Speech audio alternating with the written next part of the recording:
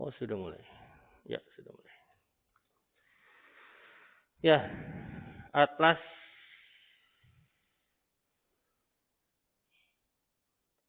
darah tepi. Peripheral blood itu darah tepi. Atlas gambaran apusan darah tepi.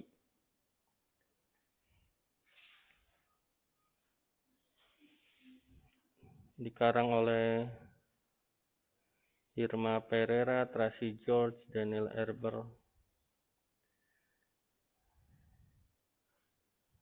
The primary diagnostic tool.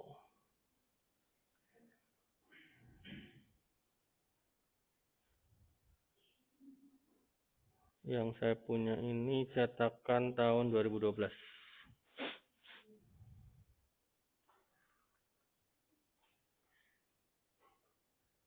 Sebentar. Kenapa ininya nggak muncul? Yap.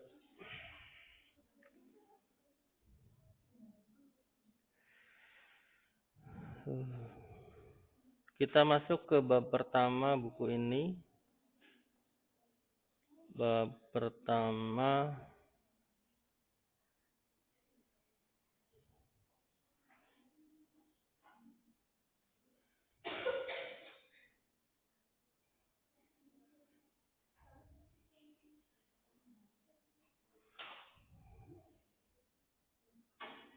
mana bab pertamanya?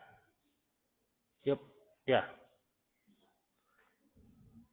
Bab satu kah? Ya. Bab satunya pendahuluan. Mudah-mudahan selesai beberapa menit ke depan. Pendahuluan.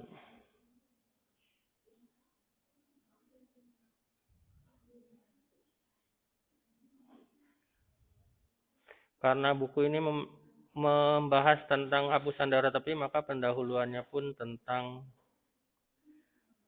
apusan darah tepi.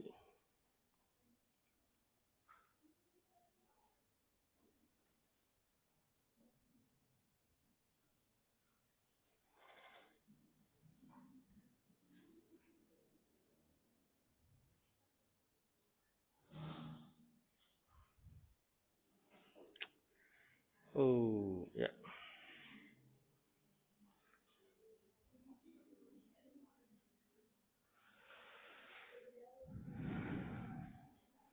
Apusan darah tepi merupakan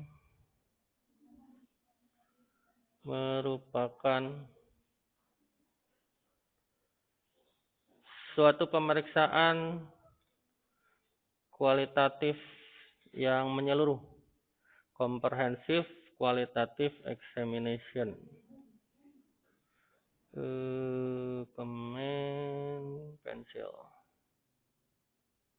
Pensilnya warna apa ya?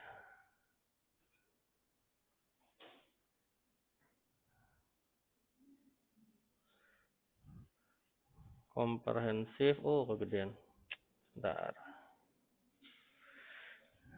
Gimana cara mengecilkan? Cara mengecilkannya adalah segini kah? Ya. Comprehensive qualitative examination.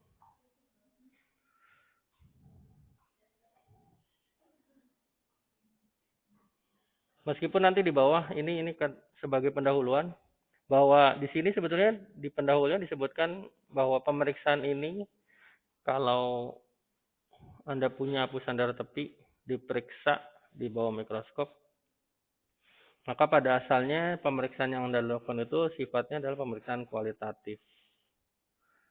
Pemeriksaan kualitatif. Tapi ternyata nanti di bawah kita bisa menemukan bahwa apusan darah tepi juga bisa digunakan untuk pemeriksaan kuantitatif nanti di bawah ya. Jelas ini kualitatif dulu. Itu sebagai hukum asalnya. Hukum asalnya, kalau saya mencoba menganalogikan, kalau dilihat di sini, dan saya setuju, bukan setuju, ini saya condong ini istilah yang pas nih. Ada beberapa, pernah saya minta di salah satu angkatan, Di salah satu angkatan saya minta menerjemahkan beberapa kalimat dan ada istilah ini, istilah blood film. Kemudian karena mungkin menerjemahkan tekstual tidak kontekstual, maka blood film itu diterjemahkan sebagai bahasa Indonesia film darah kalau nggak salah gitu ya. Film darah. Padahal maksudnya blood film itu sama seperti kalau zaman sekarang nggak ada. Anda pernah tahu sekarang masih ada nggak sih kamera yang dia punya klise gitu, foto klise ya. Tahu, ada yang tahu nggak? Nah, itu zaman saya. Nah, itu namanya itu film negatif. Jadi ibaratkan itu seperti kepingan sediaan hapusan darah gitu ya, makanya disebut. Jadi kalau di sini disebut blood film itu maksudnya kaca objek hapusan darah gitu, maksudnya gitu. Jadi kalau di kita blood film ini seringkali nanti ada di uji komprehensif Anda. Salah. Biasanya SADT. Ada biasa pakainya SADT apa SDT? SADT. Tahu SADT? SADT singkatannya apa? Ya. Ini kalau di buku ini menggunakan istilahnya blood film. Blood film itu maksudnya SADT. Jadi begitu. Nah, dia pemeriksaan kualitatif tujuannya apa? Di sini disebutkan tujuannya untuk mendeteksi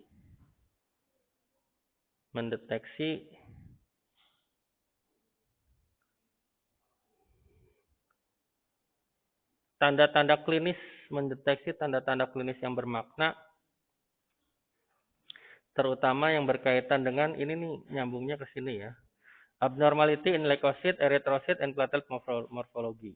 Jadi kalau secara kontekstual biar Anda nggak bingung memaknainya, bahwa dari sini kita bisa mengetahui keberadaan abnormalitas morfologi baik pada leukosit, eritrosit maupun trombosit. Ya, jadi secara kualitatif bisa menilai keberadaan abnormalitas morfologi leukosit, eritrosit, dan trombosit. Nah, ini di sini coba Anda yang mau mencoba abnormalitas morfologi itu maksudnya apa ya? Nah, kita tanyakan ke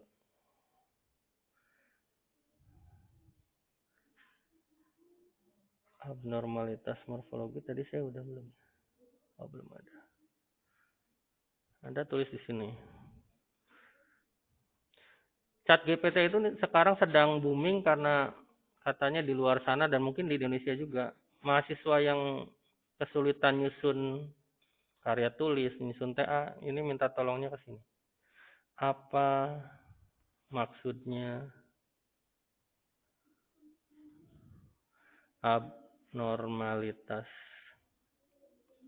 morfologi? Tanda tanya. Berpikir dan langsung jawab ya. Coba kalau Anda coba di situ, saya pengen tahu jawabannya sama nggak dengan ini. Bisa jadi jawabannya beda.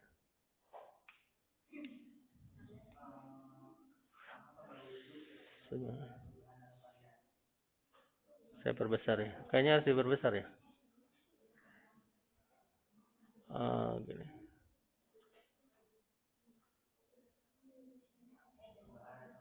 Ada yang beda ya? Beda ya. Ya. Ya, jadi itu buat kekayaan. Jadi Anda bisa bayangkan kalau satu jawaban ini satu alinea,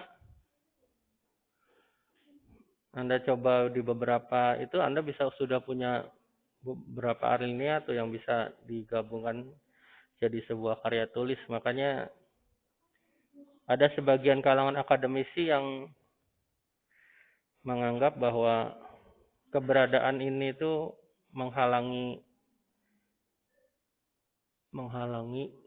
originalitas sebuah karya, padahal ya sebetulnya ini kan sifatnya membantu tapi tidak meniadakan sama sekali upaya Anda sebagai mahasiswa untuk mencari rujukan yang lain gitu. Nggak mungkin semuanya pakai ini. Ya, jadi itu kalau Anda pengen tahu apa sih maksudnya abnormalitas morfologi, nah silakan dibuka, di sini sudah ada penjelasannya.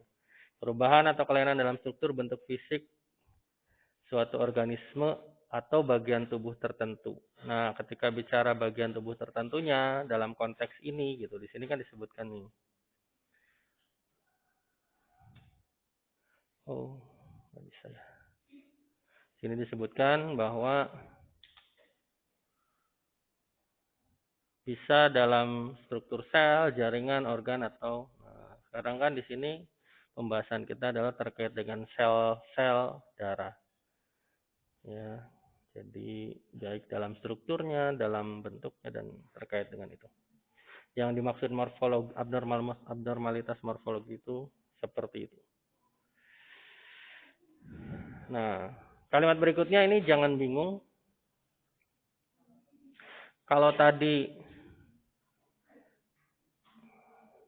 di sini menyebutkannya istilahnya blood film, maka di bawah menyebutkannya slide, padahal maksudnya sama. Jangan bingung. Slide itu yang di kedua-duanya ini mengacu pada istilah sama, yaitu SADT gitu kan. Mengacu pada istilah SADT. Ngomong sebentar, saya cek dulu ini direkam nggak? Saya sudah capek-capek ngomong nggak direkam, kasihan. Oh ya, direkam. Ya. Jadi ketika seorang ATLM melakukan pemeriksaan pada suatu slide SADT, maka yang dilakukannya itu adalah sebuah pengujian diagnostik terhadap seorang pasien yang diduga pasti umumnya kalau Anda bekerja di laboratorium amat sangat jarang Anda membuat SADT dari seseorang yang datang ke laboratorium itu atas kemauannya sendiri, amat sangat jarang. Biasanya kalau sudah SADT itu sudah ada dokter yang minta dan dokter itu menduga gitu. Nah, kayak di sini suspect primary hematologic disorder. Dokter yang minta itu menduga ada kelainan pada sistem hematologinya yang bersifat primer. Kenapa disebut primer? Nah, untuk menjawab itu silakan tanya ke ChatGPT. Kenapa kok kalau dari SADT itu sudah masuk kategori kelainan hematologi yang primer? Nah, itu. Untuk jawab itu Anda bisa tanya ke sana. Biar ada inisiatifnya. Jadi ketika ada primer tentu ada sekunder. Sekundernya jadi awalnya itu dari sekunder dulu. Nah, si dokter itu biasanya ingin membedakan ini sebetulnya kelainannya sekunder atau primer. Nah, salah satu pembantu diagnostiknya dengan SADT untuk membuktikan kalau ternyata dari SADT terbukti berarti dia primer, kalau tidak berarti dia sekunder. Itu maksudnya gitu. Nah, dari SADT ini interpretasi hasilnya apa? Nah, di sini. Interpretasi hasil yang didukung yang pertama leukositosis.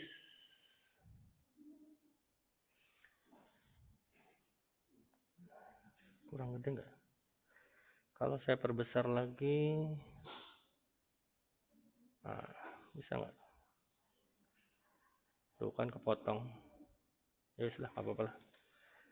Serba salah. Gimana caranya?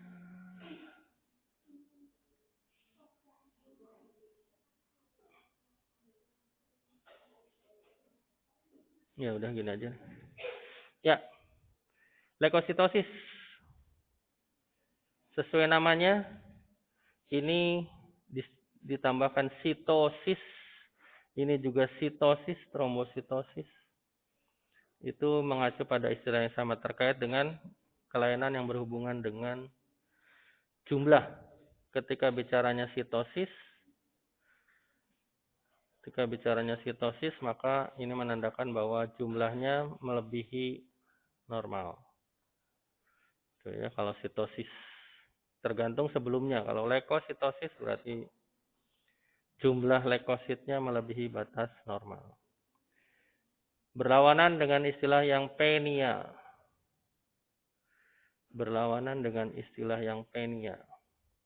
Ada leukopenia dan trombositopenia. Ini lawannya. Kalau tadi sitosis itu berlebihan, maka kalau penia itu kurang dari normal. Ya,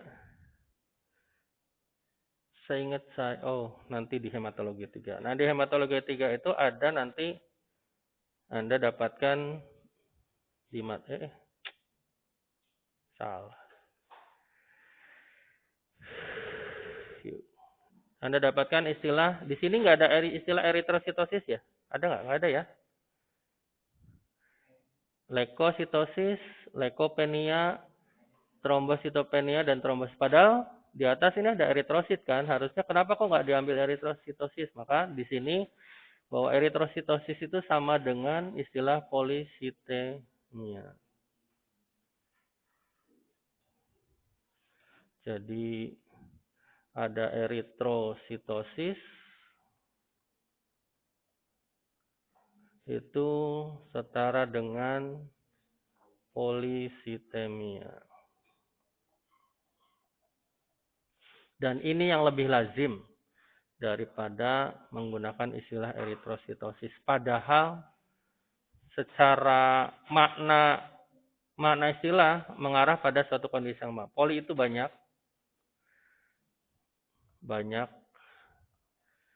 Site itu sel-sel. Emia itu darah.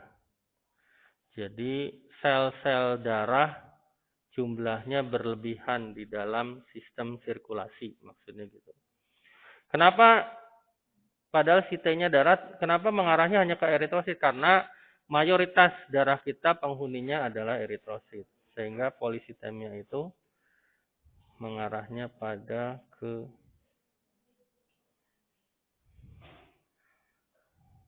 eritrosit. Jadi istilahnya lebih lazim dibanding eritrositosis. Meskipun pada sebagian buku, dan itu nanti saya masukkan ke materi di hematologi 3, nanti Anda bisa temukan kalau memang belum berubah. Mudah-mudahan belum berubah. Itu ada salah satu buku yang menyebutnya dengan istilah eritrositosis. Jadi polisitemia ini setara dengan eritrositosis dan diarahkan pada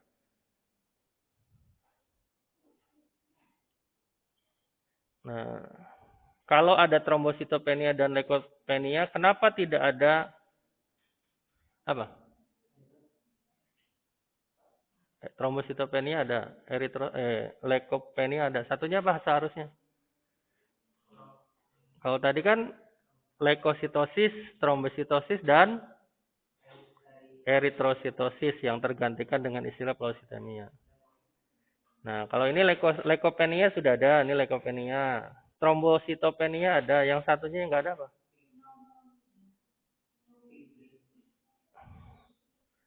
Yang nggak ada adalah, ya tinggal yang tadi lah. Eritropenia.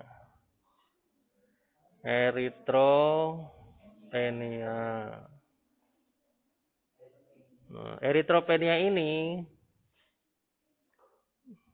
tergantikan dengan istilah lain yang lebih lazim, yaitu anemia.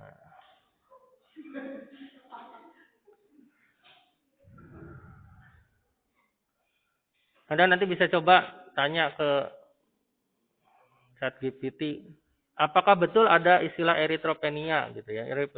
Mana yang lebih apa bedanya eritropenia dan anemia? Dia punya jawaban. Saya sudah lihat, jadi tinggal Anda yang merasa tertarik silakan bisa mengecek eritrop. Jadi di sini istilah yang lazim digunakan adalah anemia untuk menggantikan eritropenia tadi. Meskipun sebetulnya anemia itu ya tidak dengan serta-merta dianggap setara dengan ini. Tidak dengan serta-merta, karena sesungguhnya setelah istilah anemia lebih mengarah pada tiga kondisi. Yang pertama tadi, boleh jadi jumlah eritrositnya kurang. Yang kedua apa? Yang ketiga apa? Silakan bisa cari di berbagai rujukan, termasuk tadi di Mas ChatGPT, Anda bisa tanya di situ. Apa tanda-tanda penting? Nanti di buku kita ini juga kalau nggak salah ada. Nanti kita sampai pada saatnya. Ya. Berikutnya, berikutnya sebagai pendahuluan berikutnya ini menjadi salah satu materi ujian aktif komprehensif hematologi yang nanti Anda akan dapatkan di semester 6. Yaitu Anda diminta untuk membuat hapusan darah tepi. Ya, ini salah satu buku. Nanti ada buku yang lain, termasuk itu buku yang Kemkes Anda bisa cocokkan. Benar nggak, sama nggak kaidahnya? Dia punya kaidah begini. Yang jelas, yang sekarang ini saat ini saya bawakan adalah kaidah dari buku ini. Gitu ya. Kalau saya beberapa kali kesempatan menyampaikan yang namanya kaidah buatan manusia itu ya bukan sesuatu yang mustahil, akan beragam. Jadi Anda nggak boleh kalau ada kaidah di buku lain kemudian disalah, nggak bisa. Ya. Ketika Anda lihat teman Anda sholat subuh 3 rakaat, kemudian Anda menyalahkan, benar nggak? Benar nggak? Sholat subuh 3 rakaat, terus Anda sholat, kok salah sih? Kok sholat subuhnya 3 rakaat? Anda menyalahkan, benar nggak? Benar kan? Ada yang membantah nggak? Nggak ada. Karena sudah dalil. Nggak ada ceritanya sholat subuh itu 3 rakaat. Sedunia manapun beda dengan ini. Jadi kalau ada buku lain yang punya kaidah yang berbeda, Anda ngotot, buku ini nggak bisa. Nggak bisa. Bukan dalil. Ini adalah hasil olah pikir manusia. Dan hak masing-masing yang menemukan untuk menetapkan suatu kaidah. Termasuk di sini. Boleh jadi kaidah ini dengan yang Anda terapkan di praktikum hematologi boleh jadi berbeda. Mana yang benar? Ya silakan, tergantung Anda. Yang jelas yang saya bawakan dari buku ini. Apakah kemudian ketika Anda misalnya ditanya kemudian punya kaidah yang lain, saya menganggap itu salah? Enggak. Asal Anda bisa nunjukkan nih dasar saya ini. Oh ya udah, kalau Anda punya dasar ya berarti benar. Kalau Anda misalnya dari 5 buku, 5-5-nya beda, kemudian Anda buat yang ke-6. Nah, itu ada kesempatan Anda jadi profesor tuh, Anda terbitkan kaidah yang ke-6 gitu kan, bisa aja. Ya. Jadi tugas Anda sekarang adalah merujuk pada kaidah yang mana yang Anda yakini itu sebagai sesuatu yang lebih tepat, silakan. Bukan untuk menyalahkan kaidah yang lain, bukan di situ ranahnya. Ya. Lanjut. Nah, ini kan lihat, Anda sudah punya 3 istilah tapi mengarah pada satu yang sama. Di sini blood film. Di sini slide. Di sini nanti ada istilah juga blood smear. Padahal ya itu juga wujudnya. Peripheral sebetulnya kalau terjemahan SADT lebih tepat ke ini kan. Peripheral blood smear itu ya hapusan darah tepi. Smear itu hapusan darah, bloodnya darah, dan peripheralnya itu tepi. Jadi hapusan darah tepi itu peripheral blood smear.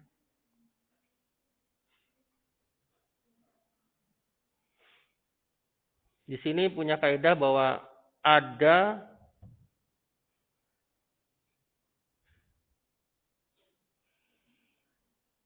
kategori kriteria sampel. Coba barangkali ada di antara Anda yang kebaca nggak? Kebaca lah ya, dari situ kebaca nggak?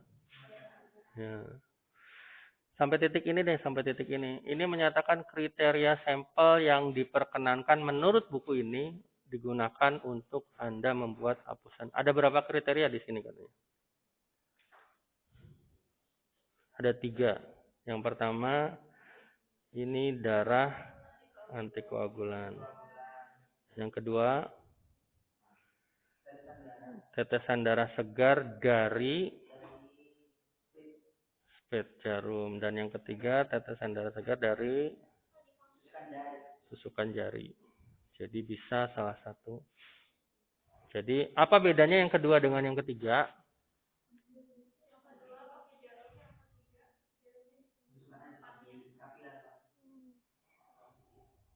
Lebih spesifik lagi.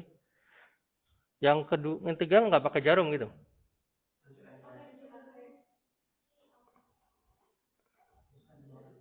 Apa yang lebih tepat? Tadi kan yang pertama, yang kedua pakai jarum, yang ketiga juga pakai jarum kan? Jadi lebih tepatnya gimana?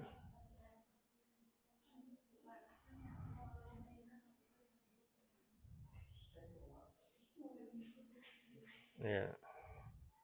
Jadi kalau yang kedua itu meneteskan ke kaca objeknya langsung dari ujung jarum. Kalau yang ketiga meneteskannya ya bisa 2 kemungkinan, langsung dari jarinya atau tadi Anda bilang apa? Pakai pipet kapiler. Jadi netesinnya dari situ.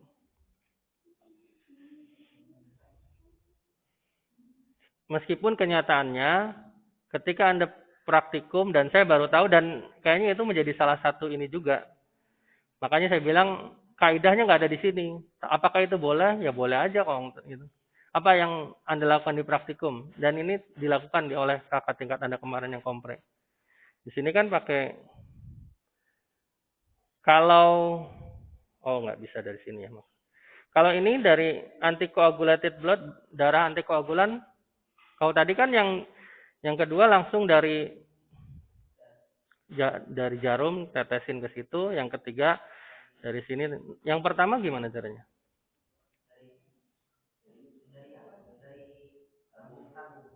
Dari tabung, kemudian tabungnya dimiringin gitu. Setelah dihomogenkan terus dimiringkan. Gitu ya.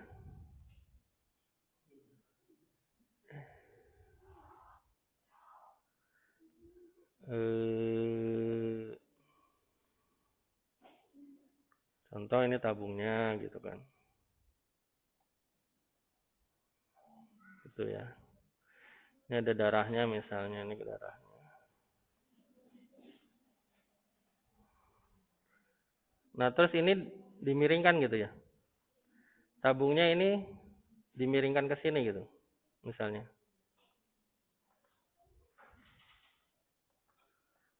Terus ini misalnya ada kaca objeknya. Seperti itu. Diambil pakai, itu salah satu cara. Anda ambil pakai cover gelas. Padahal di sini kan kaidahnya nggak ada tadi ya. Itu cara yang nggak ada.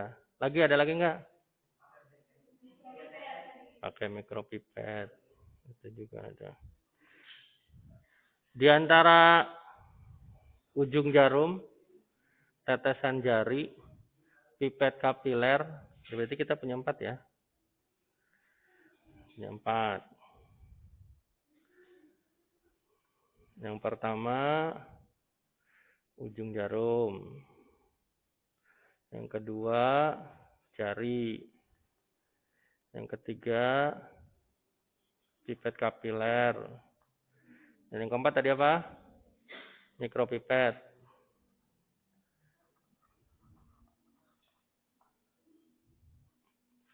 Kalau secara asumsi mana yang sebetulnya lebih ideal? Jarum, jari. Nah, lihat tuh. Dari begini aja sebetulnya Anda punya peluang tuh untuk ini menjadikan sebuah karya tulis. Mana sih yang lebih bagus untuk dihapus itu? Apakah dari jarum kah langsung? Apakah dari jari kah langsung? Apakah membandingkan 4 aja, nggak usah 4 deh, 2 deh, dari mikropipet sama dari ujung jarum suntik misalnya, contohnya gitu. Anda buatkan di situ. Contoh itu salah satu. Kalau saya sih setuju-setuju aja, tapi jangan kaget nanti ada dosen yang nggak setuju. Ngapain meneliti kayak gini katanya? Apa gunanya? Nah, saya nggak tahu. Padahal gunanya ya buat belajar. Anda belajar nulis sebenarnya. Gunanya itu. Ya, lanjut. Jadi ini bisa dari darah segar. Kalau darah segar itu maknanya berarti kan tanpa antikoagulan atau dengan antikoagulan. 1 tetes, a drop. 1 tetes darah ditempatkan di salah satu ujung. Meskipun ini nyebutnya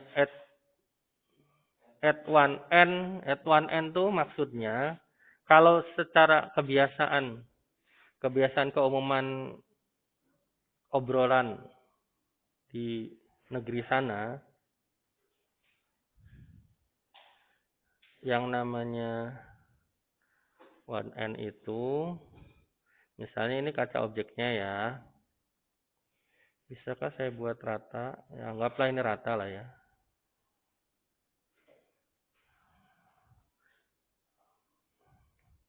Itu kaca objeknya. Yang namanya 1n itu ini bagi 2. Ini bagi 2. Ini kan tadi istilahnya 1n nih. At 1n gitu ya. Yang namanya 1n itu Anda punya area dibagi 2. Nah, di salah satu sisi ini namanya 1n. Baik sisi kanan maupun sisi kiri. Itu maksudnya 1n. Jadi bukan berarti 1n itu ya Anda netesnya di ujung sini gitu. Enggak, bukan gitu maksudnya. Yang namanya 1n itu di salah satu area yang setelah Anda bagi 2, Anda mau netes di mana? Yang jelas tidak di dua-dua. Ini Anda pilih mau netes di sini kah, atau netes di sini kah, atau netes di sini kah. Namanya 1n. Kalau ditanya, jadi terjemahan bahasa Indonesianya apa? Ya nggak tahu, saya bingung. Yang intinya gitu aja. Salah. Yap. Pokoknya 1n. Pada di salah satu sisi, mungkin salah satu sisi di kaca objek. Setetes, di sini disebutkan setetes saja. 1 tetes. Tapi syaratnya, tetesan itu punya syarat. Should be sufficient large to produce blood film at least. Jadi bagaimana Anda mengukur 1 tetes itu mampu membuat apusan yang kira-kira lebarnya lebarnya tuh maksudnya lebarnya atau panjangnya? Ya, maksudnya dari sini ke sininya itu 2,5 cm.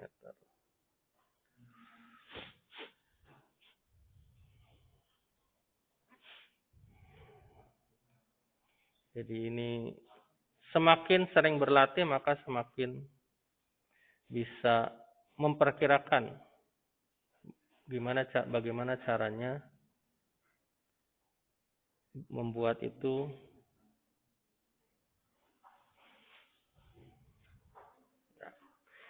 Yang berikutnya ada, nah ini materi yang saya bilang tadi. Ini kalau nggak salah di UAS atau UTS ada. 30 derajat, sudut kemiringan 30 derajat di UAS atau UTS? Ada yang ingat nggak? Nggak ingat ya? Ya udah, pokoknya ada 30 derajat. Nah, ini istilahnya di sini sebagai pusher slide. Saya menerjemahkannya di materi saya kaca penggeser. Nggak tahu bahasa Indonesianya apa. Mari kita tanya. Saya belum nanya ke ChatGPT kalau yang ini. Apa istilah bahasa Indonesia untuk kata pusher slide? Tanda tanya. Anda tanya. Apakah dia bisa jawab?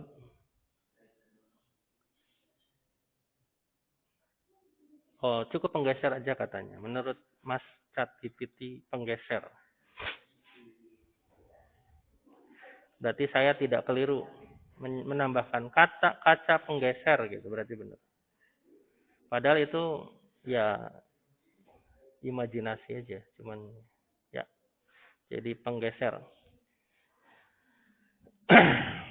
Pusher slide itu pada posisi 30 derajat. Anda yang nanti ujian TA dengan saya dan menggunakan media hapusan darah tepi, Anda nanti akan saya tanya, ini bocoran aja. Di ujian akan saya, kalau saya penguji, bukan pembimbing. Kalau saya penguji, saya akan tanya berapa derajat, dan nanti yang akan saya tanya, gimana caranya menentukan 30 derajat itu? Gimana caranya menentukan 30 derajat saat. Saya udah bilang begini, mungkin nanti dari sekelas ini nggak ada yang ambil materi tentang hapusan darah tepi, bisa jadi sih.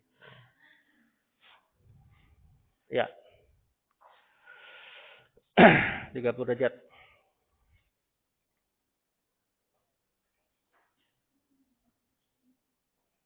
Sambil kita cek masih merekam kah? Nanti udah capek-capek. Oh, masih. Ya, betul. Lanjut.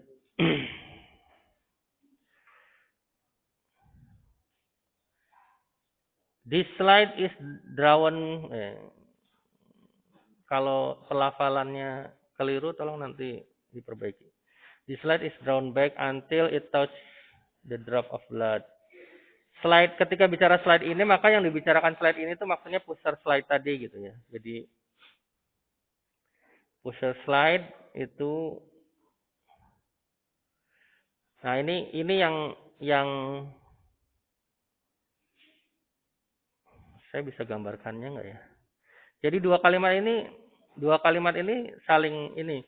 Ini yang pertama bahwa Anda punya kaca penggeser yang posisinya itu 30 derajat terhadap kaca objek hapusannya. Gitu ya, 30 derajat terhadap kaca objek hapusannya. Yang berikutnya, di slide is drawn back until it touch the drop of blood. Jadi, ini kaidah, lagi-lagi ini kaidah dari buku ini bahwa kalau Anda ingin menghasilkan suatu hapusan yang baik, menurut kaidah buku ini, misalnya, kita geser lagi.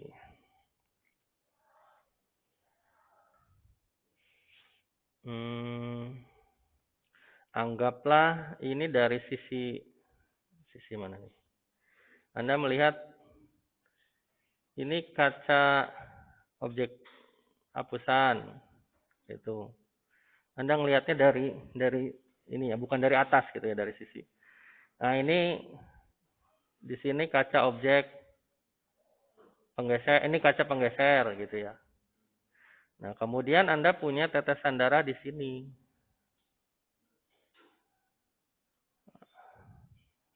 Nah menurut kaidah buku ini, cara yang benar adalah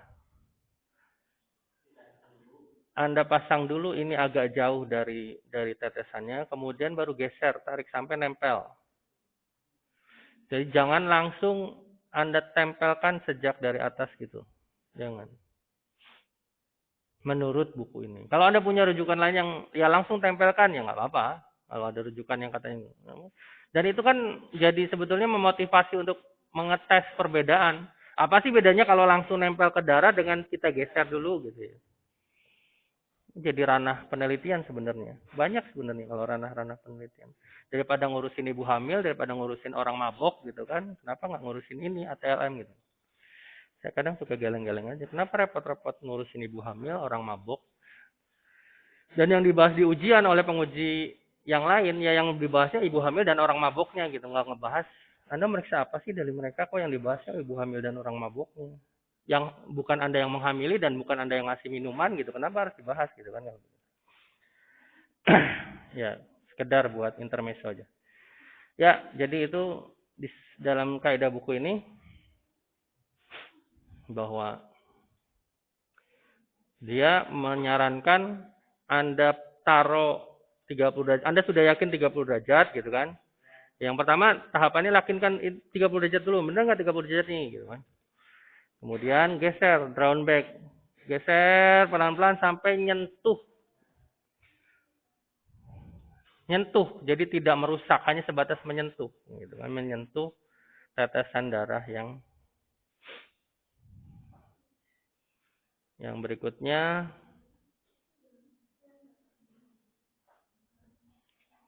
The blood spread behind the patient to nearly the full width. Nah, jadi apa cirinya? Nah, jadi itu tahapannya. Tadi sudah 30 derajat, geser sampai nyentuh. Apa cirinya sudah nyentuh? Salah satu ciri penting yang perlu diperhatikan bahwa itu nanti ketika sudah nyentuh, si darah itu nanti akan secara alamiah dia melebar ke kanan kiri kaca penggeser itu gitu. Nanti Anda lihat, ngikutin lebarnya kaca penggeser. Setelah Anda rasa cukup itu cukup lebar, di sini disebutkannya full width of the pusher side. Jadi sampai betul-betul Anda yakin bahwa kalau ini kan tadi lihatnya dari sisi kanan, sisi kiri ya, sisi kiri. Nah, sekarang kita lihatnya dari sisi belakang. Nah, dari sisi belakang. Dari sisi belakang itu kan misalnya lebar kaca objeknya segini gitu kan. Darahnya itu di sini segini. Misalnya darahnya di sini. Nah, umpama katakanlah ini saya contoh biar gampang. Kaca penggesernya segini gitu kan. Begini.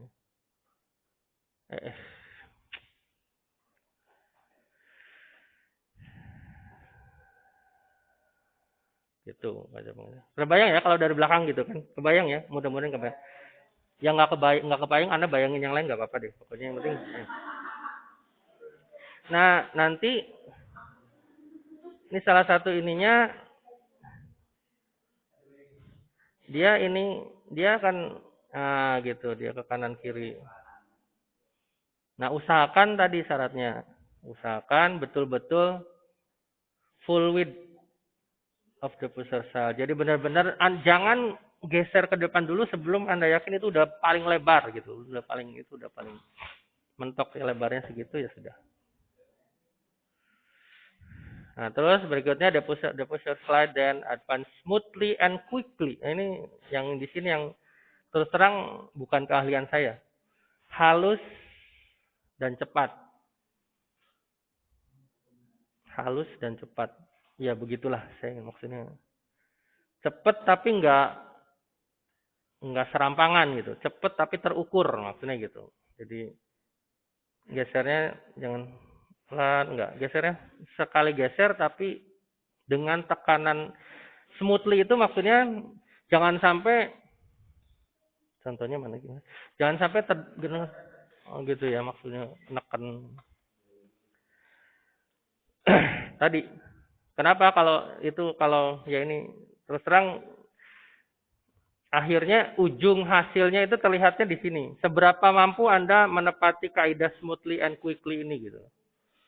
Kaidah cepat dan terukur. Mungkin begitu ya, terukur. Kalau daripada halus dan cepat kayaknya yang halus itu kan condong ke arah yang apa ya? Kalau halus tuh ya kulitnya Alfi misalnya itu kan halus misalnya gitu umpamanya. Itu kan halus begitu, tapi misalnya dengan cepat dan terukur kayaknya lebih pas gitu. Yang berdampak bahwa paling tidak at least kan setidak-tidaknya 2,5 cm dapat. Salah satunya juga ditandai dengan paling tidak dari ujung sisi N berikutnya at the end gitu kan tadi. Ke sisi berikutnya itu, nah sisi berikutnya ini kan di sini tadi 2,5. Nah, dari kira-kira ujung apusannya dari sini itu 2 cm ya dari sini. Dari sini jarak dari sini ke sininya itu 2 cm itu. Nah, gitu. Jadi di situ dua ukuran yang di sini jadikan kaidah. Yang pertama tadi panjang hapusan 2,5 cm. Diperkirakan 2,5 cm itu posisinya patokannya ujung hapusannya itu sejarak 2 cm dari tepi batas kaca objeknya. Kurang lebih begitu. Ini kaidah umumnya. Kemudian dijelaskan di bawah. Apa dampaknya? Tadi kan saya bahwa ini dua hal ini sangat penting nih. Terukur dan cepat. Nah, di sini di bawahnya disebutkan. Kalau kecepatannya, ini bahasa Indonesia gimana ya? Jadi Anda coba bahasa Indonesia. Kalau saya tadi menyebut gini, kalau kecepatannya terlalu lambat, kayaknya aneh gitu. Maksudnya kalau kecepatannya terlalu lambat, kecepatannya terlalu cepat, kan kayaknya. Ya. Kalau gerakan menggesernya terlalu lambat, mungkin gitu ya. Gerakan menggesernya terlalu lambat, berdampak. Nah ini, bahwa leukositnya nanti tidak terdistribusi secara merata. Jadi yang terdampak adalah leukosit. Leukositnya tidak terdistribusi secara merata. Terutama untuk monosit dan granulosit. Nah ini sekarang dikenalkan. Granulosit itu ada apa aja? Ada paling tidak ada 3 macam. Silakan dilihat di rujukannya. Nanti kita akan sampai kok, tenang aja. Ini sih buat ini.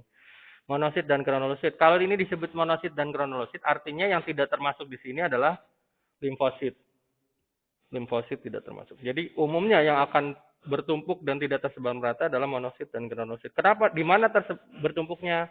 To the end and side of the smear. The end and side of smear. Jadi di ujung dan di tepi-tepi. Jadi kalau kita bikin,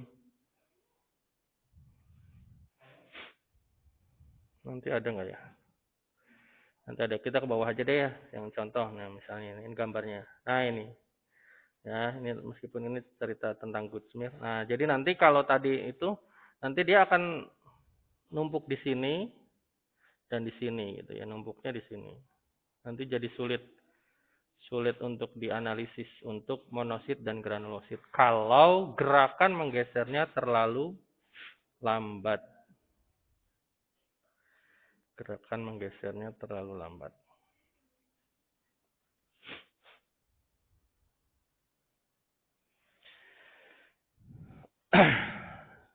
Nah, kalimat berikutnya ada di kayaknya UAS deh, UAS ya.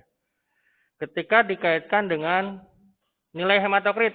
Nah, ini nilai hematokrit.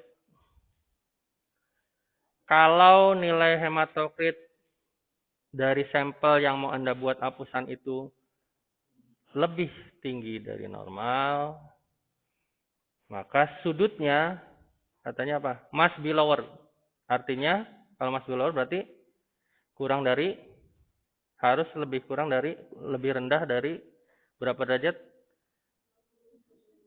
Lebih rendah dari 30 derajat. Kan tadi standarnya 30 derajat gitu ya. Jadi harus di bawah 30 derajat. Ketika apa syaratnya? Kalau hematokritnya lebih dari normal. Kalau tetap dipertahankan 30 derajat atau bahkan lebih dari 30 derajat dengan sampel hematokritnya lebih tinggi dari normal, maka dampaknya apa? Dampaknya hapusannya akan terlalu pendek dan tebal. Hapusannya akan terlalu pendek dan tebal. Sebaliknya, kalau nilai hematokrit lebih rendah dari normal, maka ya, jadi harus sudutnya harus lebih dari 30 derajat. Terutama memperhatikan masalah panjangnya hapusan dan ketebalan hapusan.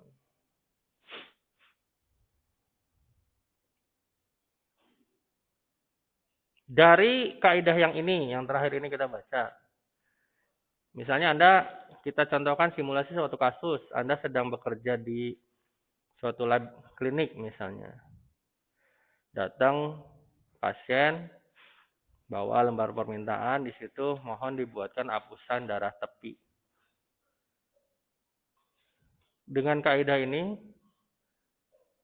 maka si pasien, dengan kaidah ini, Anda misalnya pada saat mengambil spesimen, Anda tadi kan di atas spesimennya pilihannya tidak mesti darah dengan antikoagulan kan, bisa darah segar juga. Anda kemudian ambil langsung dengan dari Anda minta duduk pasiennya, jarinya tusuk sebentar ditusuk ya, kemudian Anda slide-nya langsung. Sudah sesuai nggak dengan kaidah ini?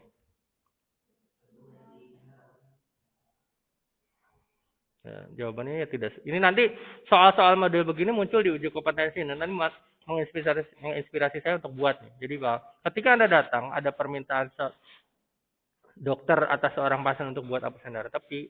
Salah satu yang tidak boleh Anda lupakan adalah Anda harus juga mempersiapkan untuk memeriksa apanya di sini? Hematokritnya.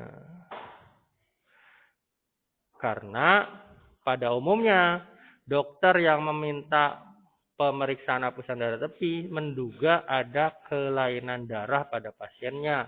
Ketika ada kelainan darah pada pasien, maka yang namanya tubuh itu satu. Tidak mungkin kelainannya hanya di morfologi aja, mesti parameter lain juga mesti ada kelainan. Jadi ketika pasien yang bersangkutan belum punya data, terutama biar aman tuh sebaiknya Anda meriksa hematologi lengkap. Belum punya data hematologi lengkap, meskipun dokternya hanya mintanya hapusan darah tepi, ya Anda tetap harus periksa juga hematologi lengkapnya. Salah satunya kenapa kaidah ini? Karena kaidah ini berlaku. Amat sangat mungkin bahwa pasien ini nilai hematokritnya keluar dari batas normal. Entah itu di bawah, entah itu di atas. Dan disitulah Anda harus pandai-pandai mengomunikasikan pada pasien dan keluarganya. Biasanya keluarganya nih yang apalagi kalau keluarganya misalnya merasa tahu dari bidang kesehatan umpamanya. Kemudian kan pasti ketika Anda bekerja di sebuah laboratorium, sebelum saya lanjut saya lupa, ini direkam. Oh iya udah. Karena bukan hal sekali dua kali, saya sudah ngomong panjang lebar hampir 1 jam, tahu-tahu nggak direkam gitu kan, kebayang gitu kan gimana rasanya. Ya. Jadi tidak mungkin misalnya di situ dokternya hanya meminta pemeriksaan hapusan darah tepi. Itu kan pemeriksaan itu berbayar kan misalnya gitu. Pemeriksaan itu misalnya harus bayar. Ketika Anda membuat pemeriksaan yang lain pasti ada bayarannya kan lebih gitu. Nah, di situ pentingnya. Kenapa Anda dibekali kompetensi komunikasi?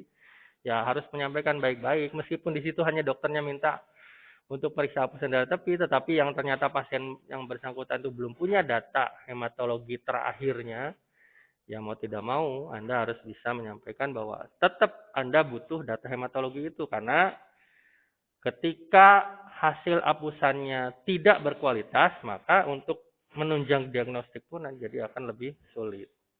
Padahal tujuannya hapusan Anda digunakan untuk menunjang diagnostik dari dokternya.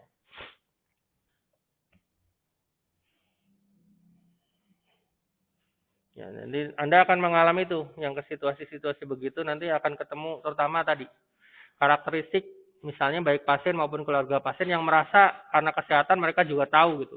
Kan ini dokternya cuma minta ini gitu. Anda jangan sok tahu gitu. Misal Anda lebih pintar dari dokternya misalnya gitu kan. Kadang kalimat-kalimat begitu.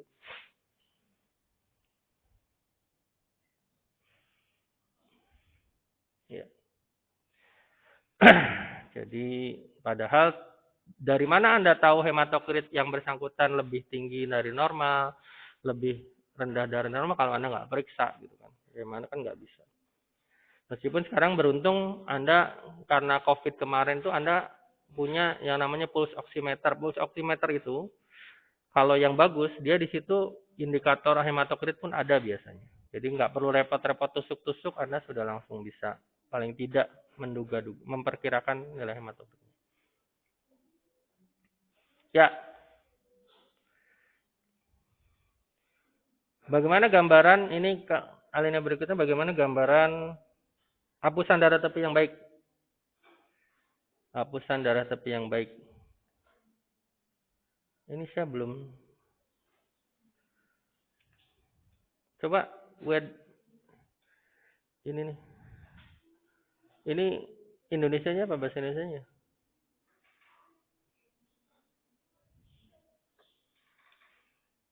Coba tanya ke Mas. Apa bahasa Indonesianya?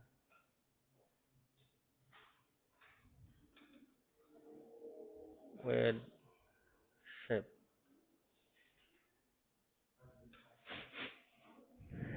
Kalau nggak pakai tanda tanya dia mah nggak omong.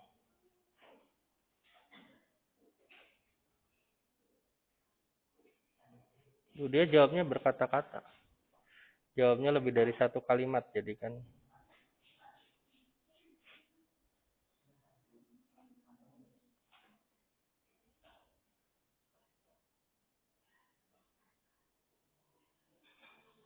Ya, mungkin ini lebih tepat. Yang tadi bentuk segitiga terus ada bentuk baji. Jadi kalau baji itu kan kurang lebih kalau dalam baji itu kan suatu perkakas ya. Ya kurang lebih begitu. Jadi di sini aja deh. Misalnya ini bajinya itu ya beginilah. Ini kan baji itu modelnya gini. Nah, gitu. Memang begitu kurang lebih. Itu baji. Seperti cakram ya. Iya cakram mungkin. Bukan. Jadi sebenarnya kalau tadi di sini disebutkan tadi kan ada jawaban dia di awal segitiga. Nah ini di sini atau bentuk baji. Nah itu baji lebih tepat, bukan segitiga. Ya, with only slightly rounded end. Jadi ujungnya tuh harusnya begini. Yang ideal tuh. Nah ini kalau Anda lihat, jadi ada dia nggak bandingkan yang kalau di sini kan cenderung datar. Jadi bandingkan dia ada lekukan sedikit. Nah, gitu kan. Nah, ini lekukan sedikit di sini. Gitu. Jadi itu slightly round. Itu bajinya di situ. Jadi ada lekukan sedikit.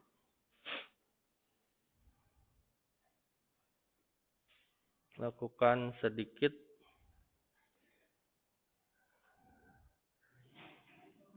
Yang dibandingkannya di sini kalau lekukannya terlalu tajam, maka itu akan menyerupai bentuk peluru dan itu justru nggak bagus menurut versi ini. Jadi lebih bagus bentuk baji bukan bentuk peluru. Jadi kalau bentuk peluru itu nanti di sini kalau saya bandingkan misalnya lekukannya begini kan. Nah, gitu. Jadi lebih tajam. Nah, itu nggak bagus, justru lekukannya nggak terlalu hampir. Jangan yang terlalu tajam. Itu syarat pertama. Itu Kak, nanti Anda diminta mengumpulkan berbagai sumber, nanti dituliskan ciri-ciri hapusan yang baik gitu ya. Ini saya yang pertama ini, bentuknya baji. Nah, di sebelahnya nanti di situ saya minta hapusan yang baik dan tidak baik. Jangan kayak lalu apa ya? Ada istilah humor-humor begitu. Hapusan yang baik bentuk seperti baji. Tidak baiknya apa? Bentuknya tidak seperti baji gitu. Itu kayak jangan gitu, maksudnya bentuk seperti baji kalau yang tidak baik apa? Di sini kan disebutkan seperti peluru gitu. Gitu.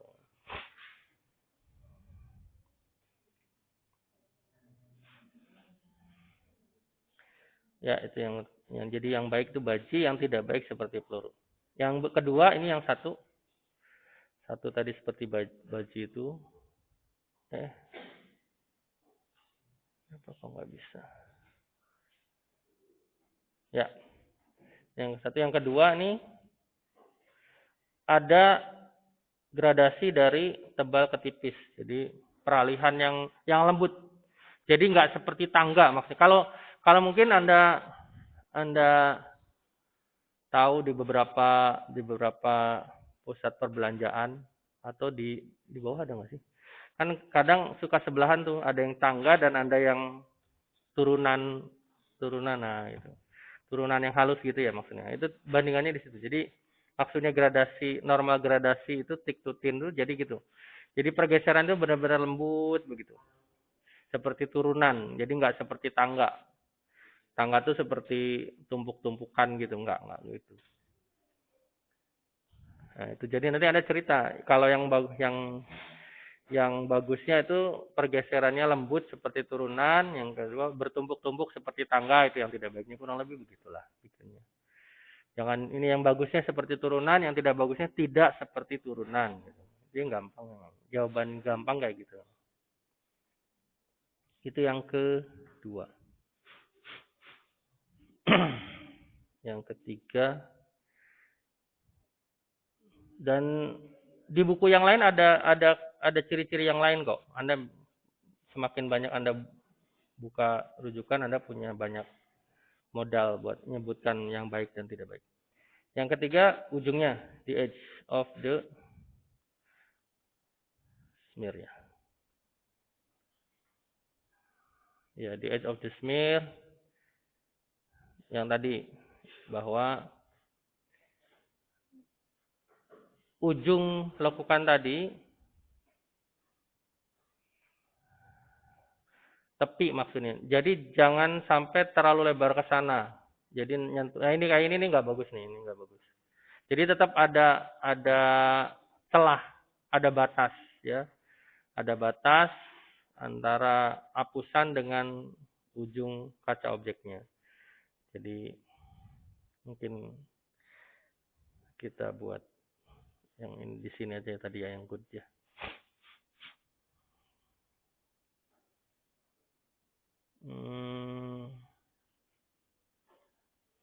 Nah, ini jelas kalau dari sini ke sini jelas pasti ada celah. Nah, maksudnya dari sini nih, ini nggak boleh habis nih, nggak boleh. Ini pas mesti harus ada. Oleh karenanya di beberapa tempat pun sebetulnya lebar kaca penggeser itu tidak sama lebarnya dengan kaca objeknya sebenarnya. Yang bagus begitu. Jadi lebar kaca penggeser harus nggak boleh sama bagusnya. Jadi lebih kecil lebar, lebih tidak selebar itu. Biar tadi rembesan darahnya nggak terlalu jauh.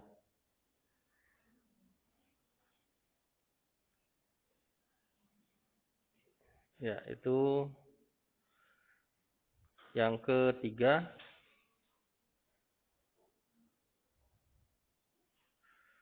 Yang keempat,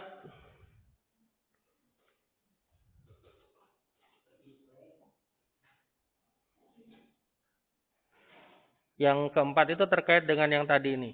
Yang keempat tuh yang tadi mana ya?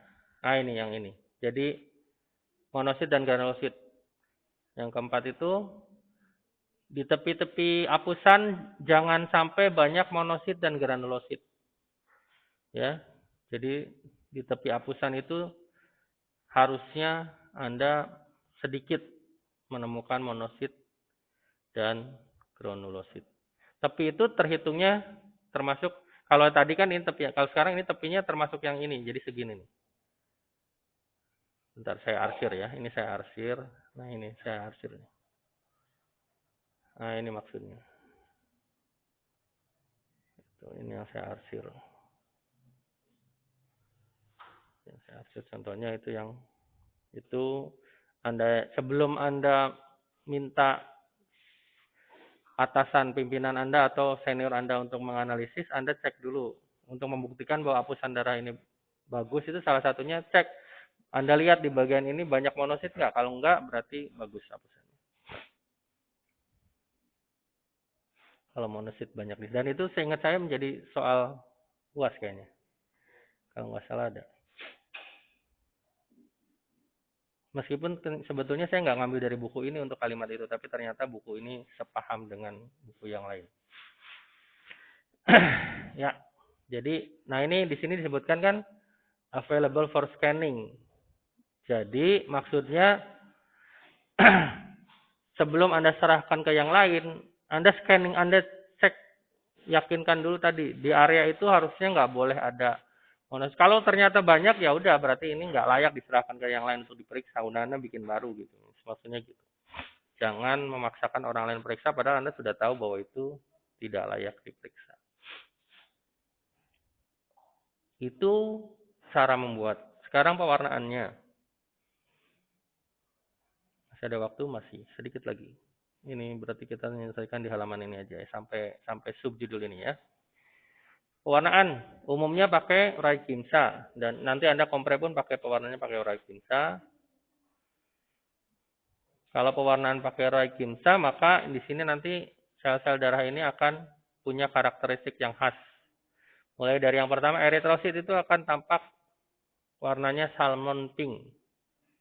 Seperti apa salmon pink?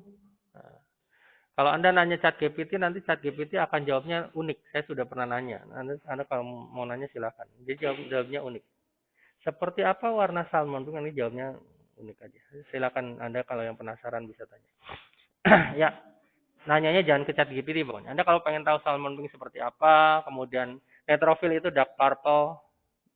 Jadi kalau eritrosit, kenapa cuma satu? Jawabannya, karena eritrosit eritrosit dewasa itu tidak punya inti sel. Sehingga yang akan nampak adalah sitoplasmanya saja, salmon pink. Sedangkan kalau neutrofil itu ada inti sel, yang di dalam inti sel itu ada kromatin. Kromatinnya itu di dalam inti sel. Kemudian ada sitoplasmanya dan ada granula. Neutrofil itu termasuk granulosit. Nah, ini tadi kan dicontohkan. Neutrofil makanya akan terlihat granula. Jadi 3 ini yang menjadi patokan. Kalau pakai Grimsa akan terlihat dark purple pada kromatin, sitoplasmanya pink. Apakah pink ini beda dengan salmon pink? Silakan nanti. Ini saya nggak bisa cerita dalam kalimat kan, Anda mesti lihat dalam bentuk visual. Bedanya pink sama salmon pink apa ya? Begitu. Itu bedanya. Kalau bicara warna tuh ya itu sesuatu yang bagi saya bukan hal yang mudah. Warna lilac seperti apa? Silakan. Ada di Anda buka di Google di pencari. Itu neutrofil. Kemudian eosinofil sama juga dark purple kromatinnya, yang terbeda adalah sitoplasmanya. Kalau di neutrofil pink, kalau di ini sitoplasmanya biru pucat. Granulanya koral. Seperti apa warna koral ya harus lihat. Anda nggak bisa saya cerita gambaran. Ya. Itu eosinofil, basofil sama-sama dark purple kromatinnya. Dark blue black pada granulanya. Kayaknya dark blue black masuk di materi itu kalau nggak salah. Lupa saya. Dark blue black pada granulanya. Ini 3 inilah yang merupakan granulosit. Yang 2 ini agranulosit. Limfosit sama juga dark purple kromatinnya, sitoplasmanya sky blue. Kenapa tidak ada granul? Karena dia agranulosit. Monosit medium blue. Ada kok nanti muncul kok. Ada beberapa situs, beberapa halaman yang khusus memberikan gambaran perbedaan medium blue, dark blue, dan pale blue. Ini kan di atas ada pale blue nih. Pale. Kalau ini kan medium. Sebenarnya nanti ada lagi dark. Nah, ini dark blue. Nah, 3 ini kan beda nih sebenarnya. Silakan nanti semakin sering Anda bisa lihat kan semakin. Meskipun tadi akhirnya ya subjektif sih sebenarnya. Tapi yang bagus tuh begini. Maksudnya ini secara kaidah umum. Ya. Nah, yang terakhir saya juga baru tahu setelah baca ini ternyata violet dan purple itu beda. Sangat beda. Apa bedanya? Silakan cari. Saya belum tanya kalau yang ini saya belum tanya ke GPT. Boleh tanya deh.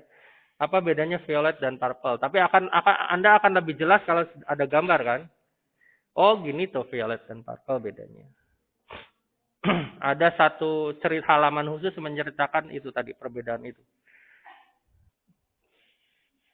Violet dan purple.